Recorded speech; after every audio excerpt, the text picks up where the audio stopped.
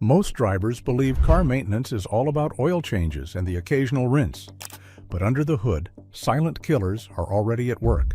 Habits you don't think twice about are slowly destroying your engine, brakes, and electronics. Dealers won't warn you. Manuals won't say a word. Today, we expose the truth and the habits that separate smart drivers from stranded ones.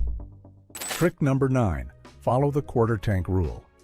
Are you one of those people who drives around with the fuel light on thinking, I'll just make it to the weekend? You're not alone. But constantly driving on empty is one of the worst habits for your car.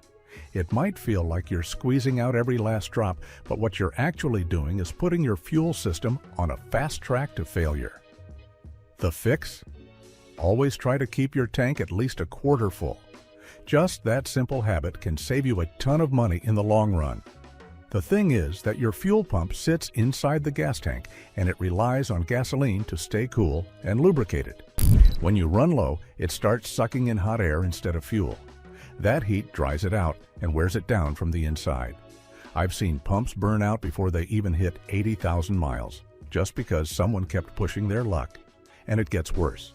Driving on low fuel kicks up all the dirt and gunk that settles at the bottom of your tank. That mess clogs your filter and injectors, leading to rough idling, slow takeoffs, and even engine damage. So next time you think, I'll just fill up tomorrow, remember, your car's begging for gas, not because it's needy, but because it's trying to survive. Trick number 8. Don't idle, drive gently. After 30 seconds, I bet you also let your car sit idle in the morning, engine running, waiting for that blue light to disappear while you pick a song or finish your coffee. You think you're giving the engine time to warm up, but that's not warming. It's slow damage in disguise. What you should be doing instead is start the engine, wait 30 seconds, and then drive gently for the first 2 miles. That simple shift protects your engine far better than sitting still. Why? Because after half a minute of idling, unburned fuel begins slipping past the combustion chamber and washing down the cylinder walls. That fuel strips off the thin layer of protective oil, turning your expensive synthetic into watery sludge. I've opened engines ruined by this exact habit: black fuel-soaked oil, scored cylinder walls, and fading compression, all because someone let it sit too long every day. Driving gets your oil to temperature 8 times faster than idling. It prevents fuel dilution, protects critical components, and even saves gas. So don't wait for the blue light to vanish. Just ease onto the road. That's when the real protection kicks in. Trick number 7. Drain and fill your transmission fluid. Most people don't think about their transmission until it starts slipping or jerking. But by then, the damage is already done, and you're staring down a repair bill that could hit $4,000 or more. But what if I told you that the solution to avoid that mess is super easy? Just drain and refill your transmission fluid every 60,000 miles or 6 years. If you drive a hybrid, you might stretch that to 90,000, but don't push it. The reason is simple. Transmission fluid doesn't get topped off like engine oil. It sits there, sealed up, breaking down bit by bit with every mile. Even if it still looks clean, cherry red, no burnt smell, it could be hiding a nasty mix of metal shavings and worn-out clutch material, like liquid sandpaper chewing through your gears. Wait for signs, and you're already too late. One important note: never completely flush a transmission that hasn't been regularly maintained. That sludge you're washing out? It might be the only thing keeping your transmission from falling apart. In that case, just drain and fill.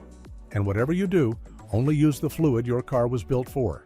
Toyota WS for Toyotas, Honda ATF W1 for Hondas, Mopar ATF +4 for Chryslers. Cutting corners here is how you end up needing a rebuild in the first place. Trick number 6. Stop after the pump clicks. Do you ever squeeze the pump one more time after it clicks, just to round off the number? It feels like you're getting a little extra, but you're actually flooding your car's emissions system with raw fuel. Here's what you should do instead. When the pump clicks, stop. No topping off. Just walk away. That extra squeeze pushes fuel into places it was never meant to go. I've replaced dozens of charcoal canisters soaked and ruined by this exact habit. And those aren't cheap. Expect a $350 to $900 bill just to fix what one more click caused. Your gas tank needs a bit of airspace to safely vent vapors into the evap system. When you overfill it, you're forcing liquid fuel into vapor lines, which ends up clogging valves, killing sensors, and choking the canister. I've even seen gas pour out of vent lines like a popped fuel balloon. So, if you want your car to last, respect the click. Every top-off eats away at your evap system's lifespan, and that's one repair you don't want to pay for. Trick number 5. Stick to the 3K oil rule. When you buy a car, the manufacturer hands you a maintenance schedule, and you trust it. After all, they built the thing. But here's the harsh truth. That schedule isn't made to help your engine last forever. It's made to get the car past the warranty. If you're following the 10,000 to 15,000 mile oil change interval they recommend, you're slowly killing your engine. The fix? Change your oil every 3,000 miles with regular oil, or every 5,000 to 7,000 miles if you're using full synthetic. It might seem like overkill, but $40 now beats a $4,000 rebuild later. I've opened up engines that stuck to the official service plan and found thick black sludge baked onto everything. Pistons cooked, cams scarred, oil passages clogged shut. That oil didn't just wear out, it turned against the engine. Especially in real-world driving, like short trips, stop-and-go traffic, cold starts, the oil starts breaking down long before the manual says it should. So if you're planning to keep your car past 100,000 miles, forget the factory schedule. Stick to what actually protects your engine. Trick number 4. Flush coolant regularly and check for leaks. You can take care of everything else, the oil changes, the filters, the brakes, but if your engine overheats even once, it might not survive. Modern engines run hot, and aluminum heads? They start to warp at just 230 degrees Fahrenheit. That means one red needle, one ignored warning light, and you're looking at a $3,800 repair. So here's what you should do. Flush your coolant every 3 to 5 years based on type. Check the level monthly, and never ever mix coolant colors. Red, green, yellow, clear. They're not interchangeable. Use exactly what your manufacturer recommends. The wrong mix can corrode your system, eat through gaskets, and turn your radiator into a chemical mess. And if your temperature gauge ever hits red, pull over. Turn the engine off. Don't try to nurse it home. Call a flatbed. Hoping for the best won't fix a warped head, but flushing alone won't save you if the coolant is quietly disappearing.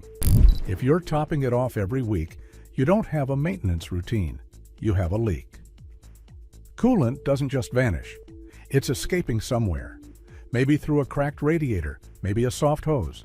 Could be the water pump on its last leg. And sometimes it's completely hidden, like a heater core leaking under your carpet or a tiny head gasket leak blowing steam out your exhaust. And no, you won't always see it. Some leaks only show when the engine's hot or under pressure. That's why you pressure test the system. Cold engine, pump it to spec, and watch for pressure loss. That's how you catch the silent killer before it leaves you stranded. Trick number 3. Catch weird sounds early. A soft tick at the red light. A clunk when pulling into a driveway. A faint squeal on cold mornings. These sounds might be easy to ignore, and most people do. But those noises are not background sounds. They are warnings. Every strange noise is your car asking for help before something breaks completely. It's hard to understand how some people hear those noises and still keep driving like nothing's wrong. A simple $40 belt squeal can turn into a $1,200 alternator replacement. A soft clunk? That was a bad CV joint that eventually snapped and took the axle with it. One customer ignored a ticking noise for months, and it was low oil starving the lifters. He learned the hard way with a full engine teardown. So, what should you do? Simple. Track the sound. Where does it happen? When? Is the engine cold or hot?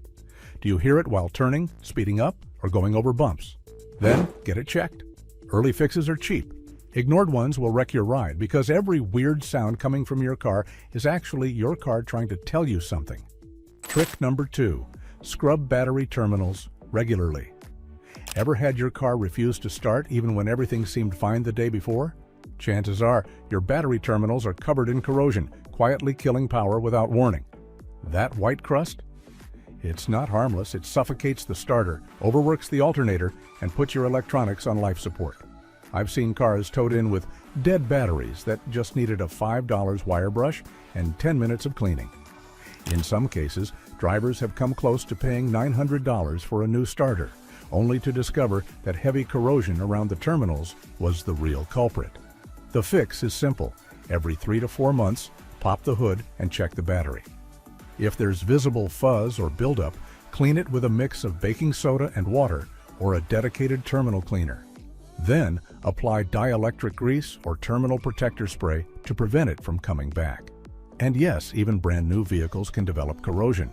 It's caused by chemical reactions between the battery's gases, metal, and moisture, not vehicle age or mileage.